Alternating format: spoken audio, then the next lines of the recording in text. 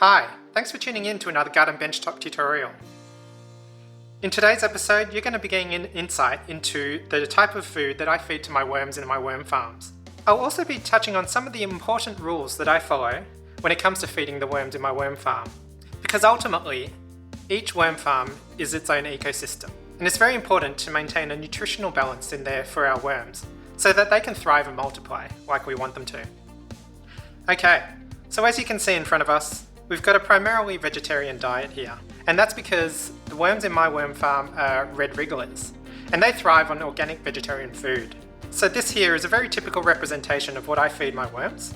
You can see here I've got an avocado husk, and it's a good example because it's got a sticker on it, so you need to make sure you take off all the stickers from your fruit and veg. Also got some discarded watermelon that the girls didn't finish, and watermelon peel. I find watermelon fantastic for worm farms because it's really high in moisture, and so it helps to add back some moisture in the worm farm. We've also got some bananas. Now, banana peels are fantastic for gardens and worms, and this overripe banana, which no one in the family will eat, is also great, because as you'll see when we cut into it, it's not rotten to the point where it's no good for the worms, but it's too far gone for anyone in the family to eat, so we're going to feed this to the worms. And bananas are great because they add potassium into the soil, which brings me to a really important point.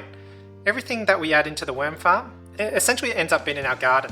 So it's really important for us to feed a balanced nutritional diet to our worms, because ultimately the worms turn our food into worm castings, and we use those worm castings in our indoor plants and our garden. And we want the maximum nutritional value in there.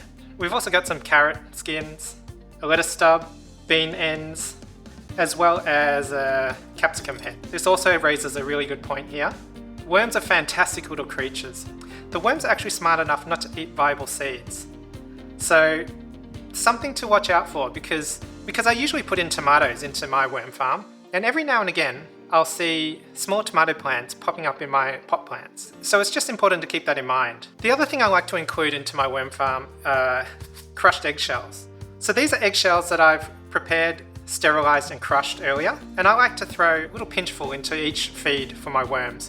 If you're interested in finding out how to make eggshells for your worm farm, I've created another video showing you the exact steps I took to creating this eggshell powder. Eggshells are great for giving your soil a calcium boost, and like I said before, whatever goes into the worm farm ends up in our garden. So that's the purpose of putting this in. And the last ingredient that I'm going to include in this worm feed is one that I don't usually include, but I'm going to try it out because one of our community members at the Garden Benchtop, M. Loki, suggested that I try putting in leaves into the worm farm. And he actually uses 10% leaves in his worm farms. And he suggested using leaves in the worm farm because it helps with drainage and retains some moisture. So I'm going to try that this time. Okay, so the next part of this video is purely about how I prep my worm feed. Now, if you see videos on commercial worm farming, you'll see them just throwing whole fruits and whole veggies into their worm farms. But because my worm farms are relatively small, for the time being, I like to process my food up a bit for them. And that means cutting it into small manageable bits for my worms. Now this may be a bit over the top, but I find it only takes me a couple of minutes to do, and it just helps the worms process the food quicker, which is ultimately what I want. So with the fruit and veg that I have here, what I would do is simply chop it up.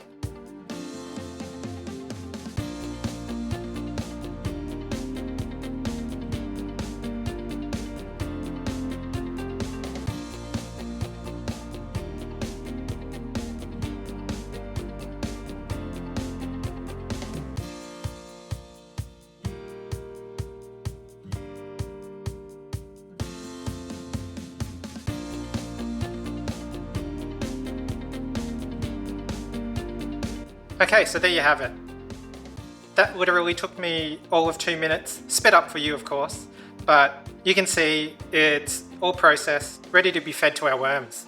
As for the rules that I follow when feeding my worms, I like to spread the food around the entire worm farm and not just dump it all into one clump. And that's to encourage the worms to explore their worm farm and ultimately process the food quicker, because the more spread out it is, the more worms can access the food.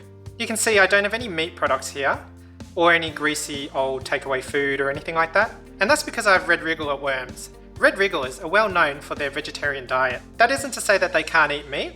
They can actually process meat, It takes them too long to process them, which then becomes rancid and then produces an acidic pH environment within the worm farm. And that's something we want to avoid. So that's why I stick to a primarily vegetarian diet for my red wrigglers. That said, if you have night crawlers in your worm farm, they are known to process meat products a lot more efficiently. So ultimately, you need to know what type of worms you have in your worm farm, which will dictate the type of diet you feed them.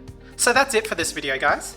It was a quick and easy insight into what I like to feed my worms from my worm farm.